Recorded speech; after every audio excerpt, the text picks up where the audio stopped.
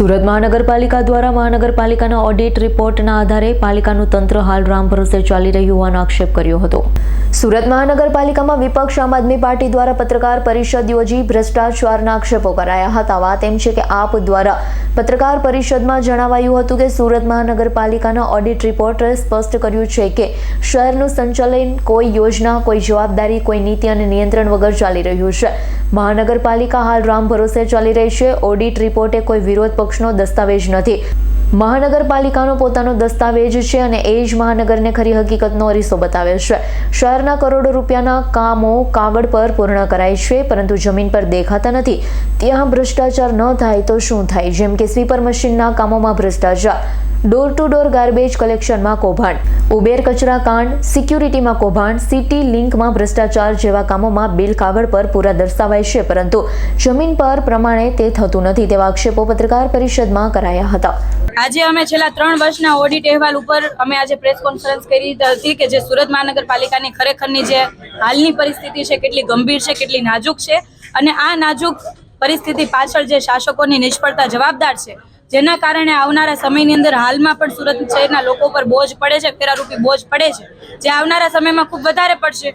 સુરત મહાનગરપાલિકાના આ ઓડિટ અહેવાલની અંદર સ્પષ્ટ જણાવે છે, ઓડિટર એવું સ્પષ્ટ ભાષામાં લખે છે કે આપણે ખર્ચ ઉપર કંટ્રોલ કરવાની જરૂર છે, આવકના સ્ત્રોત વધારવાની જરૂર છે।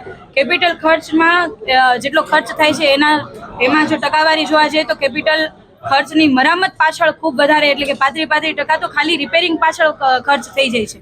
તો આના ઉપર પણ આપણા ઓડિટર એમાં નોટ કરીને લખે છે કે ભાઈ આમાં તાત્કાલિક ધોરણે આમાં અંકુશ લાવવો પડશે અને જો અંકુશ નહીં લાવે તો આપણી આર્થિક પરિસ્થિતિ નબળી થઈ શકે છે। સાથે મહેકમની વાત કરું તો મહેકમ દર વર્ષે એક પછી એક મહેકમની ટકાવારી વધી રહી છે। ટકાવારી એટલે કે મહેકમ ખર્ચમાં વધી રહી છે। મહાનગરપાલિકાની અંદર મહેકમની ઘટ છે એટલે કે કર્મચારીઓની ઘટ છે, પણ આજે 100 રૂપિયામાં જો આપણે કર્મચારીઓ પાછળ આપણે 56 રૂપિયા કે 57 રૂપિયા વાપરીએ તો પછી આપણે કહેવાય કે ભાઈ 40 રૂપિયાની અંદર આપણે કયા વિકાસના કામ કરી શકીએ? તો આનો મતલબ એવો થાય કે જો 55% જો મહેકમ ખર્ચ પહોંચતો હોય તો ખરેખર અત્યારની આપણી તેજોરી તળિયા જાટક છે અને આના માટે જવાબદાર આ 30 વર્ષનું શાસન એટલે કે ભાજપ શાસન છે।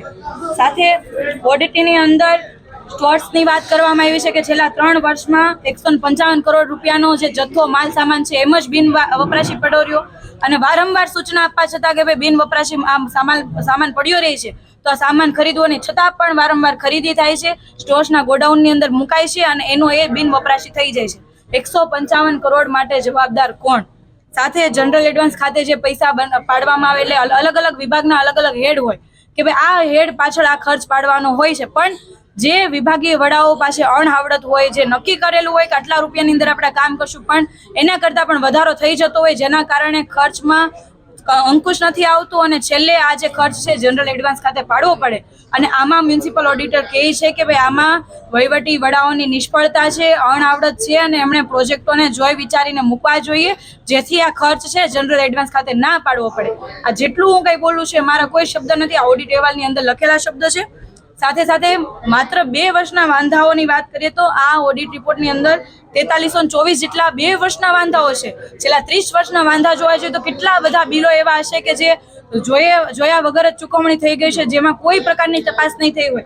આજે 4324 જેટલા વાંધાઓ, એના અંદર ઘણા વાંધા એવા છે, ઘણા કામો એવા છે કે જેમાં સક્ષમ સત્તાની મંજૂરી વગર બિલ પાસ થઈ ગયા, મંજૂરી નથી છતાં બિલ પાસ થઈ ગયા, કોન્ટ્રાક્ટરને ચૂકવણા થઈ ગયા। સાથે સાથે વાહનોની જે ખરીદી કરવામાં આવી છે એના મંજૂર ભાવ જે નક્કી કર્યા હતા પાલિકાએ એના કરતાં પણ વધારે ભાવની અંદર ખરીદી કરવામાં આવી, આવી સત્તા કોને આપવામાં આવી છે? આ મોટો વાંધો છે। એક વાંધો તો એવા પ્રકારનો છે જે પબ્લિક પાર્ક્સ એન્ડ ગાર્ડન વિભાગનો છે કે જેમાં એક જ કામના 2 વખત બિલ બન્યા, 2 વખત ચૂકવાઈ ગયા। તો આના માટે કોણ જવાબદાર? આ ચૂકવણી માટે જે અધિકારીઓની આખી પ્રોસેસ હોય, સિસ્ટમ હોય, જેમાં બધાની સહી હોય, આમાં જે લોકોએ સહી કરી છે તમામ અધિકારીઓ ઉપર તપાસ થવી જોઈએ અને તપાસ પછી સ્પષ્ટપણે જો ખબર પડે કે આ અધિકારી કસૂરવાર છે તો એને સુરત મહાનગરપાલિકામાંથી રજા આપી દેવી જોઈએ કે જેથી ઘરે બેસીને જે કામ કરવું એ કરે, પણ સુરત મહાનગરપાલિકાને તેજોરીને આર્થિક નુકસાન ના પહોંચાડે। એક કામ સ્મીવેરનું એવું હતું કે જેમાં ઉત્પાદક જે ભાવે કીટ આપવા માંગે છે એના કરતાં વધારે ભાવથી આપણે ખરીદી કરીએ છીએ, એ બી ઓથોરાઇઝ ડીલર પાસેથી।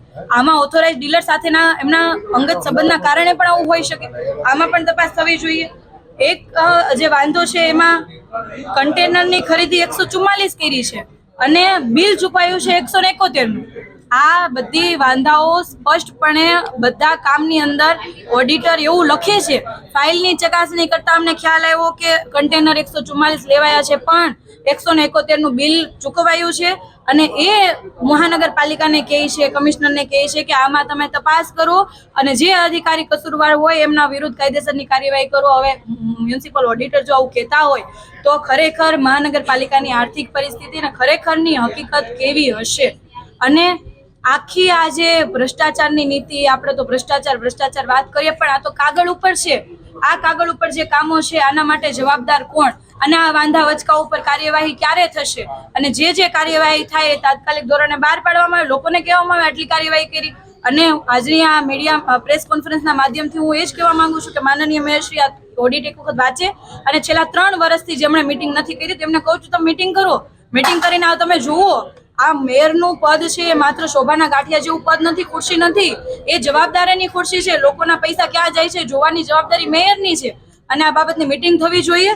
સાથે સાથે જો એમને એવું લાગતું હોય કે વિપક્ષે ખોટા આક્ષેપો નાખ્યા છે અને ખોટી રીતના ઓડિટ રિપોર્ટ બતાવ્યો છે તો હું કહું જાહેરમાં આવીને સ્પષ્ટીકરણ કરે અને જો સ્પષ્ટીકરણ નથી કરી શકતા તો પોતે પોતાની જવાબદારી જે નિષ્ફળ નીવડા છે નિષ્ફળતાની જવાબદારી સ્વીકારી લે અને આવનારા સમયની અંદર આ બધી ગોવાચાળી બંધ થાય એના માટે અમારી સ્પષ્ટ માંગ એ છે કે એક તો થર્ડ પાર્ટી ઇન્સ્પેક્શન કરવામાં આવે અને સાથે સાથે જે મહાનગરપાલિકાની અંદર આપણે પોર્ટલ છે એ પોર્ટલ ઉપર તમામ પ્રોજેક્ટો મૂકવામાં આવે, તમામ ટેન્ડરો મૂકવામાં આવે, ટેન્ડરની નીતિઓ મૂકવામાં આવે અને એ જે તમામ કામો પાછળ જે બિલના ચૂકવણા થાય છે એ પણ મૂકવામાં આવે જેથી સુરત શહેરના લોકો જાતે એ કામ ઉપર વોચે કરી શકે, મોનિટરિંગ કરી શકે. અને આવું થશે તો ક્યાંક ને ક્યાંક આ જે ભ્રષ્ટાચાર થાય છે અને જે ડર જે રહ્યો નથી એ ડર આવશે તો પારદર્શિકતા આવશે ને સુરત મહાનગરપાલિકાની આર્થિક સ્થિતિની અંદર સુધાર આવશે. Bureau report S9 news Surat.